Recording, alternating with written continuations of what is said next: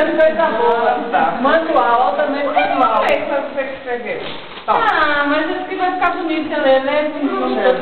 Feliz Ela é secretária. Eu sou secretária. Conceição, neste dia tão especial, desejamos que o Senhor esteja na tua frente para te mostrar o caminho certo. Que o Senhor esteja ao redor de ti para te defender quando os outros te atacarem. Que o Senhor esteja sobre ti, abençoando-te sempre. Que seus caminhos permaneçam sempre iluminados, para que você possa continuar a iluminar também aqueles que têm a oportunidade de trilhar com você no trechinho desta longa jornada.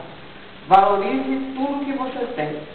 Cante, exalte e glorifique ao Senhor, por mais este ano que lhe é dado, com muito amor e grandes bênçãos.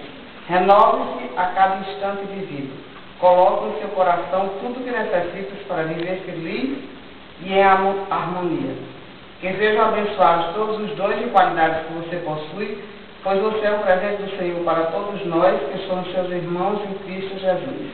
Abraços fraternos, equipe e colaboradores do Viana de Carvalho.